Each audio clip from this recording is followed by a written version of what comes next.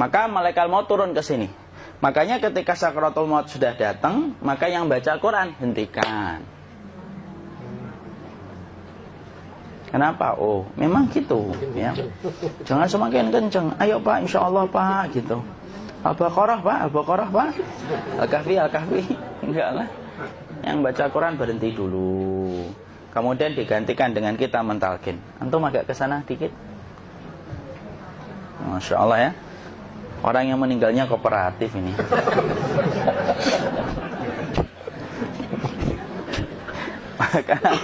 maka agak kesini ya.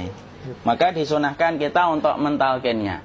Nanti ketika mentalkin jangan terlalu sering, jangan terlalu membebani. Jangan terlalu sering itu la ilaha illallah, la ilaha illallah. Tidak gitulah. Berat nanti dia ngerasakan. Di situ Imam Qurtubi juga menyampaikan, jangan terlalu sering karena itu memberatkan dadanya. Jadi ketika mentalkin saya sampaikan, boleh diganti atau enggak Ustaz? Enggaklah, talkin itu ibadah. Ibadah itu tauqifiyah. Tauqifiyah itu enggak usah diganti. Karena Rasulullah mengatakan lakinu ala mautakum la ilaha illallah. Talkin orang yang meninggal di antara kalian dengan la ilaha illallah. Enggak usah diganti Allah Ustaz yang lebih singkat, lebih pendek. Tidak usah. Subhanallah Ustaz, tidak usah. Kenapa? Karena talqin sudah ditetapkan ucapannya oleh Nabi, begitulah kita mencontohnya. Jadi tidak usah diganti. Cara mentalqin, jadi kalau keadaan sudah tenang, tolong kalau sudah sakaratul maut jangan ditinggalkan. Karena sesungguhnya pertempuran setan itu pada detik-detik kematian semacam ini. Dan betul-betul berusaha untuk menjadikan dia murtad. Nanti makanya di situ di buku nanti dibahas kan, pertempuran setan itu sampai detik-detik orang mau mati itu sudah ayo kufur, murtad aja tuh, kamu sakit kan? Nah, itu kayak gitu. Makanya jangan ditinggal.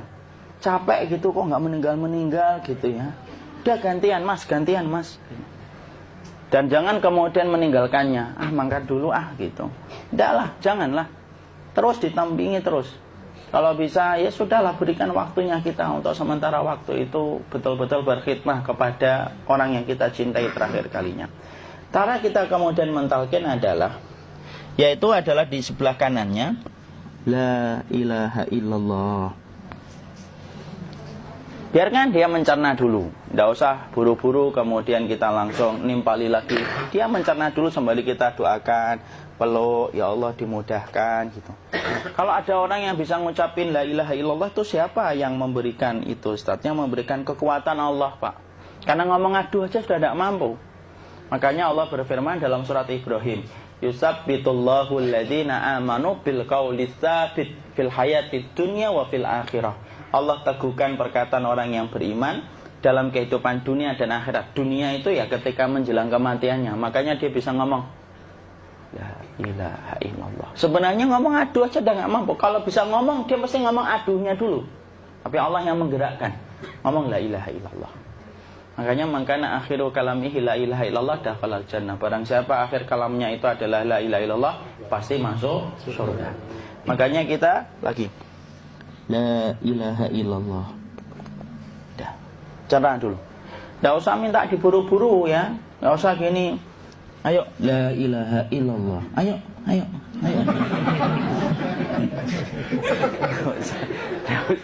Enggak usah gitu.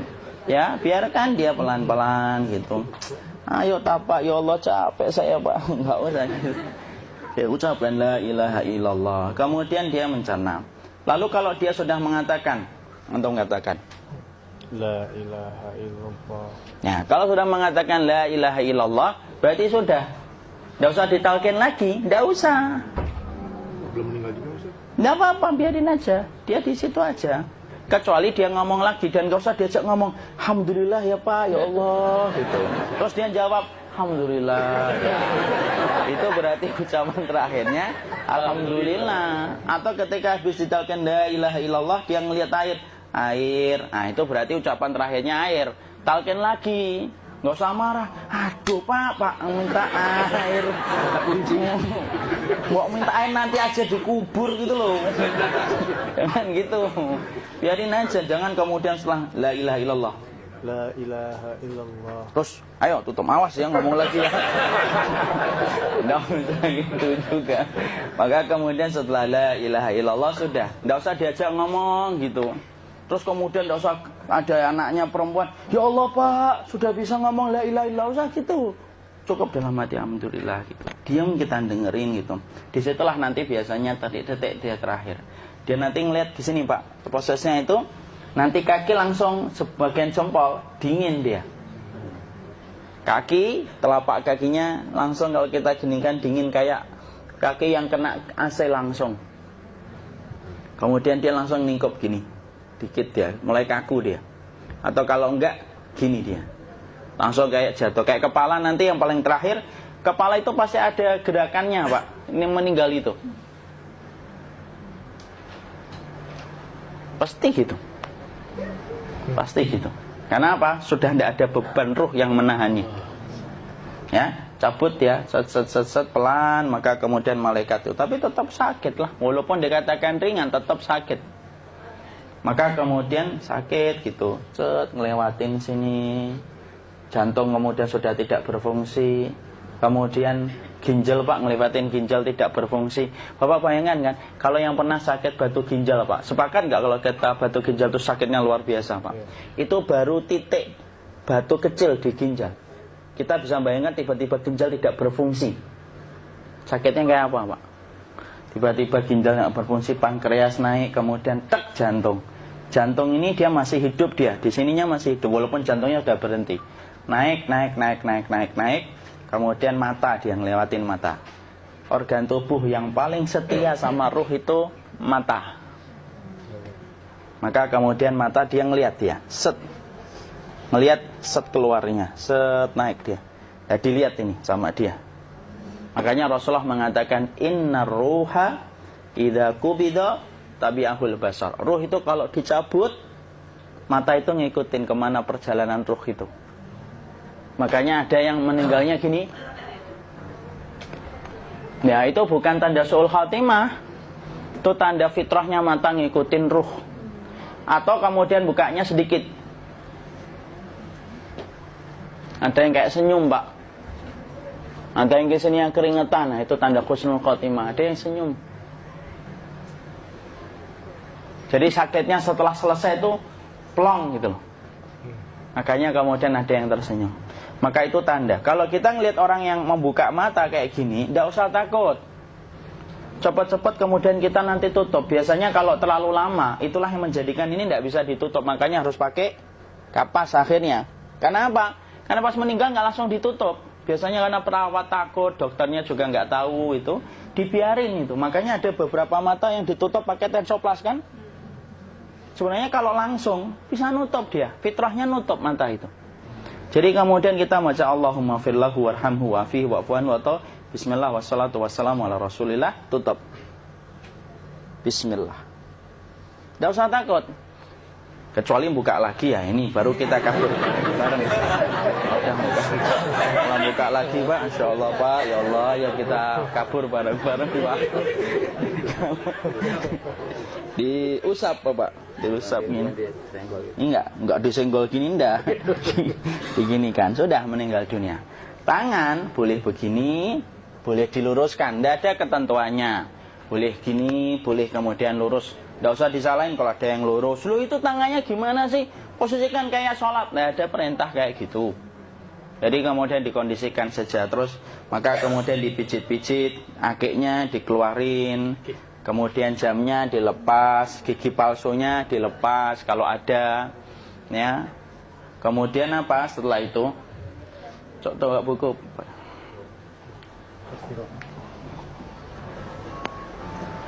Kemudian kalau bisa awal-awal kemudian taruh buku atau sesuatu yang agak berat di perutnya ketika baru meninggal dunia. Kenapa kemudian ditaruh kayak gini? Bukan apa-apa, supaya membantu sisa-sisa pencernaan dia untuk keluar. Nanti Pak, biasanya kalau kita taruh agak yang berat gini atau kemudian kita gini-gini kan, ini udah makan belum Maki? Udah makan belum makan kok udah gede ya. Maka pencet-pencet kayak gini biasanya nanti ketika dimandikan, nah pas dimandikan diginikan saja. Aduh. Nah ini dia sudah keluar di belakang, dia gini. Terus nanti keluar dia. Nah ini keluar langsung di belakangnya. Dan memperlakukan orang kalau sudah meninggal dunia itu yang lembut gitu. Kenapa? Inna kasra admil mayyiti kakasri admil hayyi. Mematahkan tulangnya ketika orang sudah meninggal dunia itu lebih dia rasakan sakit ketika mati daripada ketika masih hidup. Tuh Islam itu sampai sama orang mukmin itu kalau sudah meninggal aja sampai selembut itu.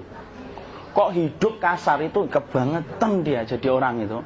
Mau sampai orang mati itu kemudian disuruh yang lembut, kalau ada aib disuruh nutup, tidak boleh diceritain. Misalkan di belakangnya beliau ini ada tompel, gagah-gagah tompelnya gede gitu, tidak boleh cerita. Masya Allah loh, sampai segitunya sunnah itu ngajarin kita untuk nutup aib. Kalau ada orang belajar sunnah sukanya buka aib, nyari-nyari kesalahan orang, sunnah yang mana dia pelajari itu saya bingung. Makanya kemudian gini, setelah selesai maka kemudian tutup dengan kain. Maaf ya, ya. Ya. Nanti kalau nggak kuat napas ngomong ya. Maka ditutup kayak gini, ditempatkan kemudian jangan di tanah tapi di atas dipan. Karena apa? Syekh Abu Malik Kamal Said Salim dalam Sahih Fiqih Sunnah menyampaikan supaya tidak cepat busuk. Dia taruh di atas. Kemudian ditutup pakai kain apa saja. Ya, sembari nanti kita mempersiapkan tempat mandinya, tempat kafannya dan yang lain sebagainya. Maka kemudian kalau ada yang datang boleh dibuka. Kemudian kita mencium ininya apa? Kemudian keningnya. Kemudian kita berdoa, nutup lagi kayak Rasulullah ditutup, kemudian yang datang terakhir itu salah satunya Abu Bakar. Dibuka kemudian beliau, ya Allah ya Rasulullah, engkau adalah orang yang percaya hidup dan matimu, dan tidak mungkin Allah itu mematikan engkau 2 kali ya Rasulullah. Maka kemudian ditutup kembali. Saat itu para sahabat dalam keadaan mendung semuanya. Maka disitulah kita lakukan kayak gini. Ditutup gini Ustaz ya. Kasihan tidak bisa nafas, insya Allah tidak butuh nafas lagi. Jadi kemudian kita semacam ini kita persiapkan apa yang bisa kita lakukan. Nah itulah proses kematian dari sakit sakaratul maut sampai kematian.